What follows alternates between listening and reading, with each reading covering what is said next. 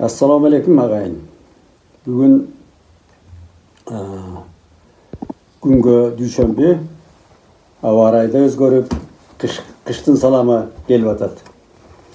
Кышка камдангыла кыргыздар деп.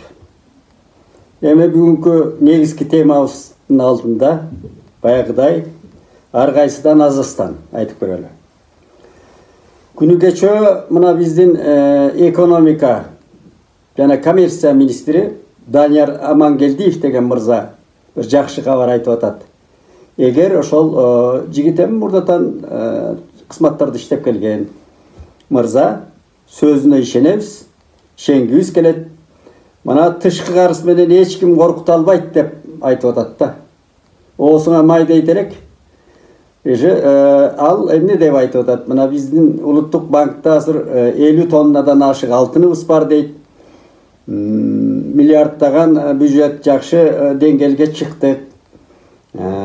Эч кандай карыздан кооптонбой эле койсоңор болот деп чечкиндүүлүк мындай бир ишенимдүү айтып атканы мени кубантты.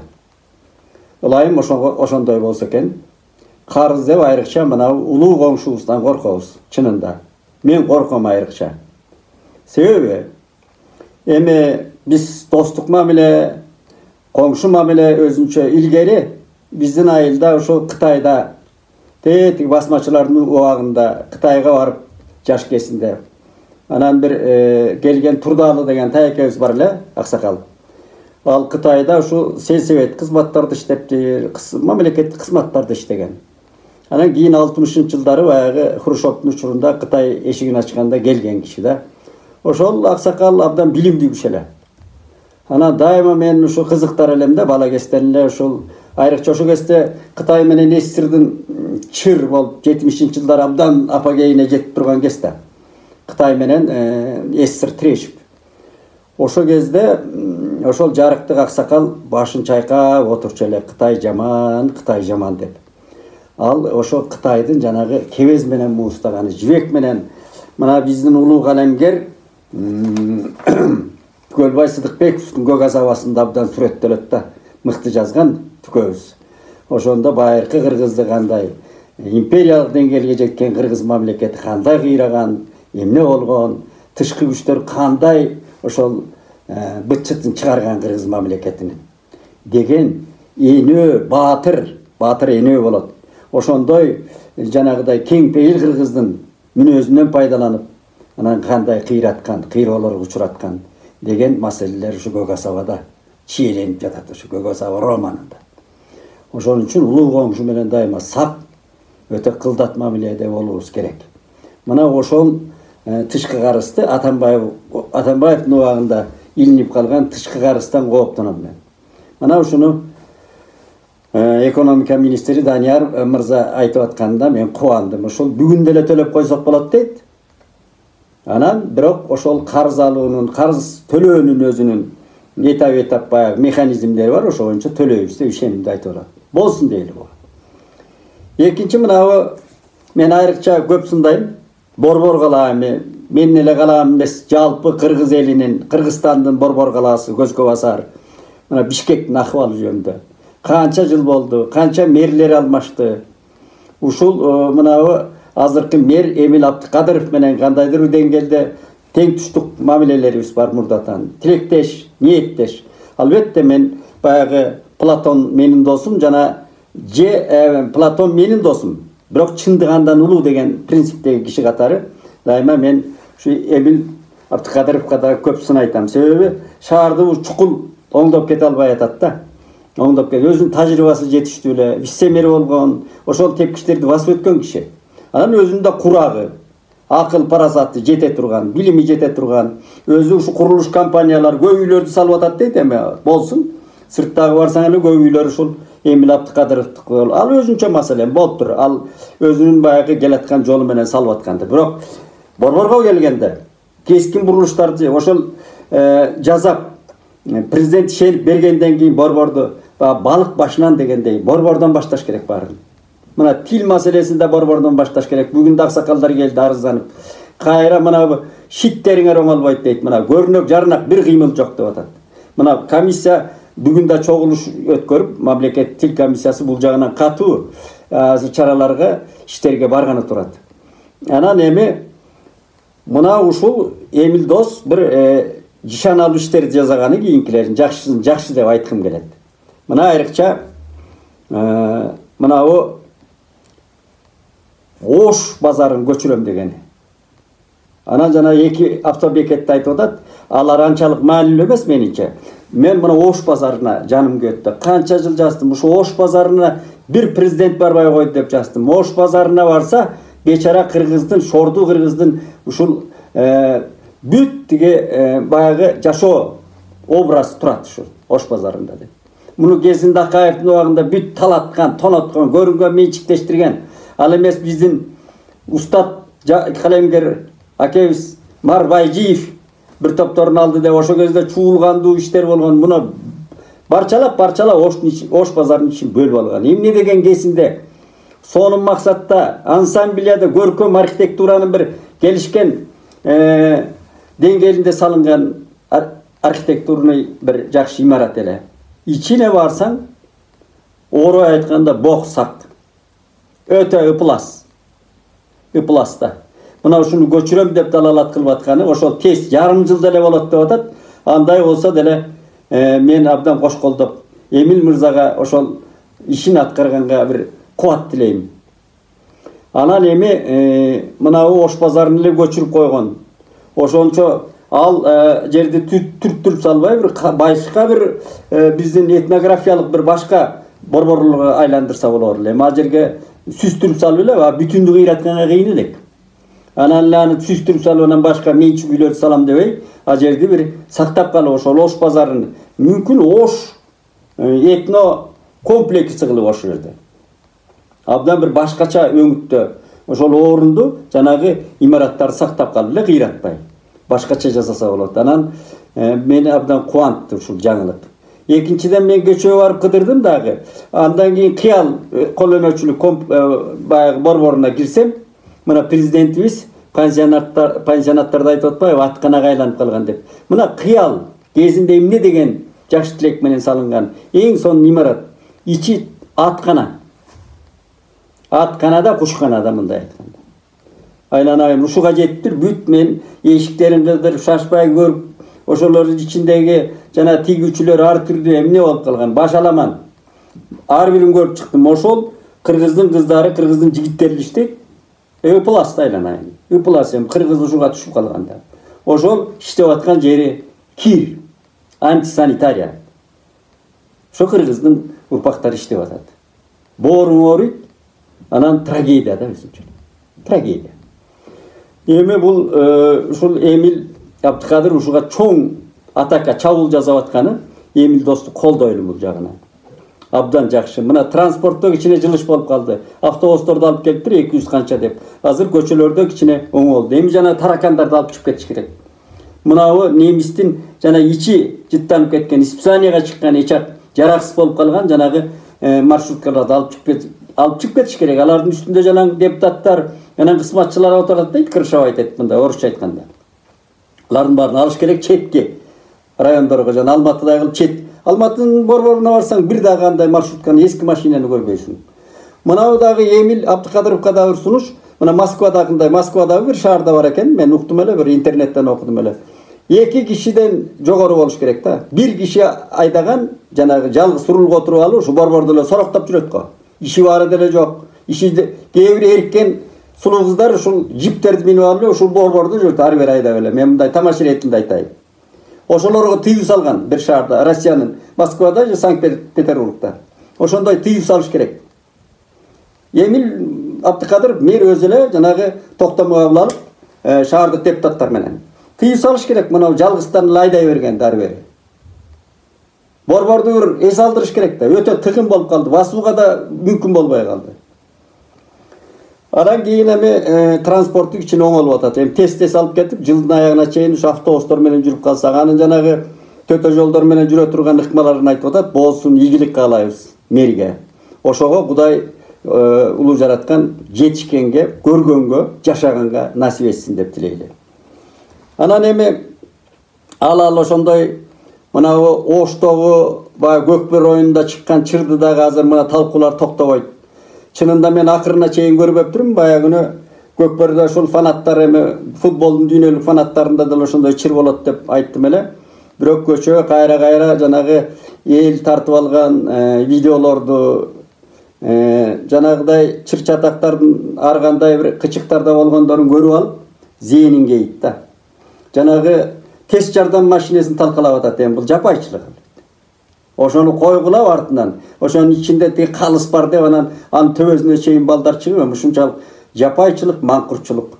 Анан тиги таласка кетип атканда бир машинедеги дагы оштуктар деп бирөөлөр уруптур деп угуп атам, анда да берип атышат мында. Калпы чыныбы. Эгер андай болсо бул акмакчылык. Кыргыз ушул трайбализмге кыргыз кандай жетти? Дагы эле ошол алгачкы президенттин шайлоо убагында жеткен. А кишинин өзүнүн принциби ушундай. Ачык айтканын ала бергиле дагы урнага барганда өзүңөр каалаган кишиге сала бергиле деген. Ушу президент айткан сөз илгери. Ушу менен бүт ала бергиле болду, бере бергиле болду. Мына талашта мурда жок эле дешет. Аны биздин ат башынын арында деле жок болду. Урууларга бөлүнгөн. Талашса кушчу саруу дегенде экеле киши бөлүп койгон. Эң бичекте ошол чыры басылбайт. Эки кандидат, депутаттыкка кандидат. Көрдүңүзбү? Ошолор уялбай келип депутат болгон. Элди бөлүп жарып, бүт түндүк түштүк деп бөлөт. Анын ичинде урууларга бөлөт, айылды айылга бөлөт. Көчөнү көчөгө бөлгөн. Ошол жапайы жанагы шайлоонун ыкмасы. Анан шайлоодон мурун эми шайлоонун механизмдери жакшы деп эле коелу, жазап аткандыр. Бирок шайлоо комдун башында отурган. Ошонун курамы акыйкат жасабаган, акыйкат иш жүргүзбөгөн, акыйкаттык менен жыйынтык чыгарбаган шайлоо комдор. Экинчиден ошол талапкерлер. Депутаттыкка талапкерлердин жанагыдай сабатсыз трайбализм менен шугулданган. Жалаң ошондой көөдөнү бош адамдар. Ошол ураанды чакырып желек кылып алып чыккандан улам анан кыргыз жанагындай бытырап 21-кылымда урууга коктуга бөлүнүп турат. Мына ошонун бир мисалы, мына Оштогу болгон окуя, Көкбөрү тартыштын чыр аягына чейин. Эми ошол кетип аткан адамды оштуксуң деп уруп атса, анан тиги таласкын деп кыйкырып атса, атетиги көчө боз териде боз терин өзүнчө автоном кылып алса, бул биз кайда барабыз өзү? Бир эл катары дагы өзүбүздүн бир сактоо, наркыбызды калыбына келтирүү, ошо ата бабадан келаткан намыс арыбызды, дөлөттөрүбүздү бир улантуу деген барбы? Бизде желе бир тойго барып эле сүйлөсүп укмуш сүйлөйбүз. Анан кара курсак, анан кооз кийинип алып эле ошол алчылантып эле бир калыс сөз, акыйкат сөз айткан. Ба жетаке дей бер жагын айтканда. Кашкайтып айткан жетаке деген эми алтаке деп уккан мурда эми жетаке деп коелу, кош деп коелу. Бирок жалаң бийлик байлык менен эмес, алар акыйкаттык калыстык менен аке болгон кишилер. Тарыхта калды. Жалаң ушу Кашкайга чындык акыйкаттыкты айтып. Бир карабайлы бар жак бер жагыбызды. Ушунчалык деңгээлге баратабыз да. Мунун бардыгын мен эгерде президент көрбөсө дагы президентке жеткирсе, кайрылуу катары айтайын. Мына биздин айлабызда кыркыруу кыргыз дегенге бөлүнүүчүлүк. Мен илгери моңолдор деген урууданмын. Барган биринчите тиги 90-91 жылдары биринчи моңолдорлор өткөргөн могу кегетиби ушул токмак тарапта. Мен барып анан түңүлгөм. Жылкы союп эле жылкынын этин жеп алып моңолдордон башка кыйын киши жок. Моңолдор өзүнчө мамлекет болгонсу эле ошол анан саясатын айтат. Эртең ким бизден ким чыккан, ким болот? Ошондон түңүлүп мен андай иш-чараларга, андай той топурга барбаймын. Бирок мен моңолдордун тарыхын, Наалежеден келген тарыхын ар жагын бер жагын жазып, китеп кылып чыгарып койдум. Мамлекет дагы тарыхты ордуна келтирип жазыш керек, мамлекет колуна алып туруп. Уруусу болобу, анан бүкүлүү сивилный жол менен, анын пласт жактарын мындай аттап өтүп, үлгү ала турган жагын кодекс сыяктуу жазыш керек да, коюп коюш керек. Музейден, китепканадан окулукка кир, Кашкайган чындыкты. Бирок жана кыркыруу кыргызды эң бичекти фондторго бөлүнүп, жерлерге ынтымак, анан эмне деген фондторго буйрук менен президенттин буйругу менен, мыйзам менен токтотуу керек. Бул жакшылыкка апарбайт. Бул уруучулукка бөлүнүп, былжырап, жанагы мен кыйын, сен кыйын, андан мен анан эң башкы орусча айтканда корыстный максаты цели. Ошо шайлоолорго баруу да. ким президент болот, ким ошол устукан кысматтын устуканын талашат. Анан биздин бала бар экен, кыскасы өз короосунан, өз улагынан теке салууда. Баа кыргыздын эски сөзү менен айтканда. Буларды жоюш керек. Бүтүн кыргыз, урааным манас, улутум кыргыз деген принциптер менен чыгыш керек. Ошондой мезгил келди. Ааламдашуунун ичиндеги кыргызды бириктирүүнүн бир ядродой күчкө топтоонун мезгили келди да. Жана ааламдашуунун бүткүл дүйнөлүк коогасынын алдында сактануунун жолу. Ушундай деп ойлойм мен. Анан коштейле дагы мен мына кечөөтөн берки дүрүп өтүп аткан Адахан Мадумаровдун камалышы жөнүндө эки ооз сөз айтпасак болбойт. Анда биз бул жакта эмне кылып сүйлөйбүз, эмне кылып чыгып жүрөбүз деген маселе чыгат да. Эми мен көптөн бери эле айтып жазып келатам. Адахан мырзанын эми биз президент делегөчү айтпады, бирүүчү элбиз деп. Чынында ошондой. Дүйнөлүк деңгээлде алганда, ошо Адахан өзү деле айтты эле бир кезде, алакандай деп эле айта берет экенсиң деп. Алакандай болгон үчүн алакандай. Дүйнөлүк деңгээлде айтканда алакандай аз кыргыз. Бири-бирибизди мыкты билебиз. Адахан мырзанын плюс оң жагын айтсам, мына биринчи депутат болуп чыкканда эле Акаев орунан бери жанагы тикенектей сайылып, же ракеттей сайылып, ошо чындыкты, акыйкаттыкты айтып келатат. Аны эч ким тана албайт. Ошол айтып келатат, жанагы айтып аткандай сайрап келатат, тырмакчанын ичинде кошулуп коюнчу, сагызгандай сайрап келатат. Булбулдай сайрап келатат, торгойдой сайрап келатат. Кыргыздын келечеги чындыгы үчүн. Муну эч ким тана албайт. Адахан мырзанын эрдиги ушул, көкжалдыгы да ушул. Ал Адахан ошо боюнча бул дүйнөдөн өтөт. Маселен, ушу чындык деп сайылып жүрүп.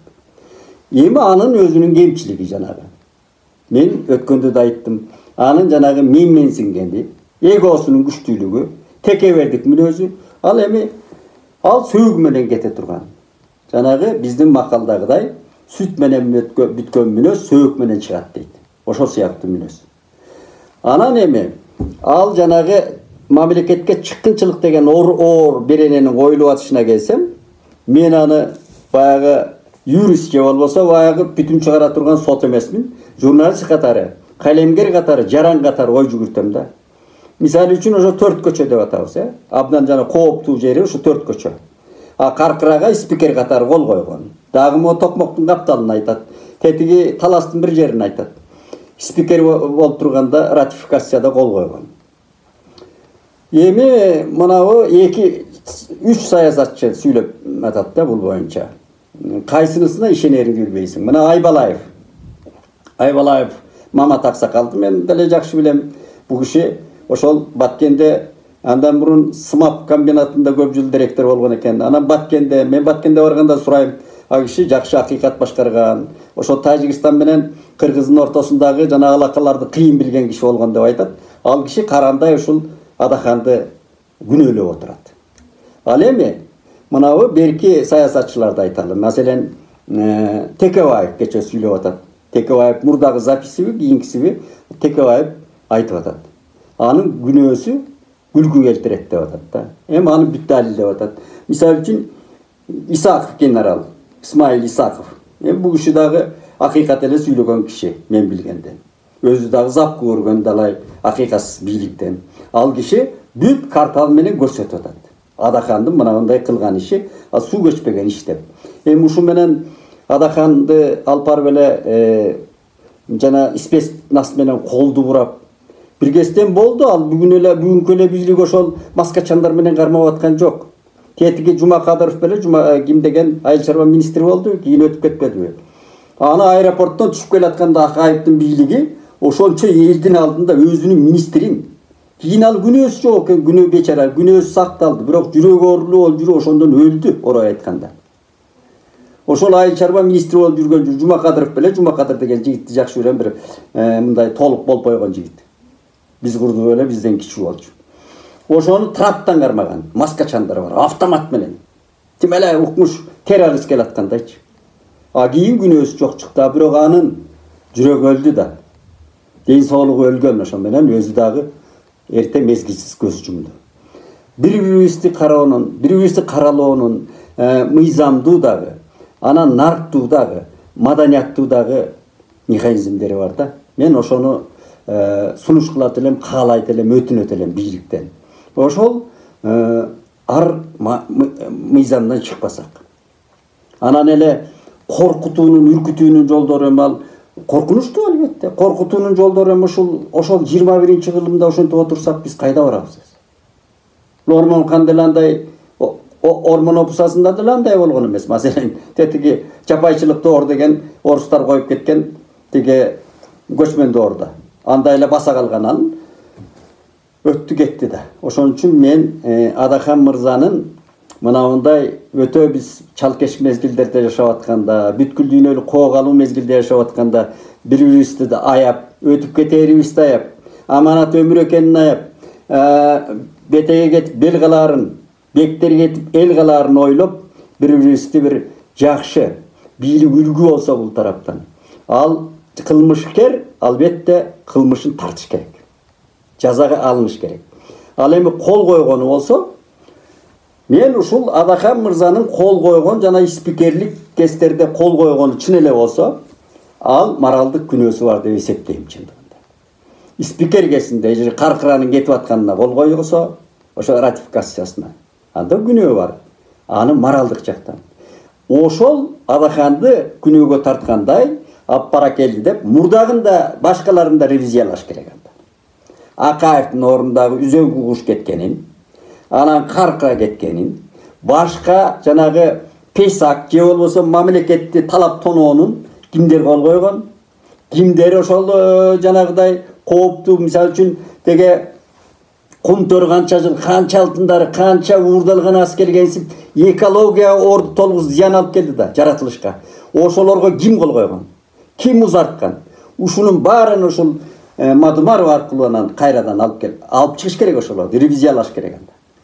Мыкты айткан, мына быйыл эле жайында айттыбы, УКМКнын жетекчиси Ташиев, Камчыбек мырза айтты го. Мына өткөндөрдүн баары ошо боюнча калбайт, ревизиялайбыз деген мааниде айткан. Сөзүм ага абдан жаккан. Ошонун баарын кайрадан ревизиялаш керек, акыйкатты эгемендиктен берки акыйкатты ордуна коюш керек. Кайсы бир деңгээлде акталганын акталды деш керек. Ал мөөнөт өтүп кеткенин мөөнөт өттү деп айтыш керек. Эл алдында ошонун баардыгын чыгарып туруп отчет бериш керек элге. Ошондо тынчыйт. Жок дегенде жанагы 700 кишинин алдында курултай деп чогула турган. Мына ушундай болот да. А болбосо эми камалгандан эле өзү да даярмын деп жүрбөдү. Камалды да президент, азыркы президент да камалган. Мурдагылар деле Атамбаев канча жыл отурду. Азыр анын туалетиги Испанияда жүрөт деп атат.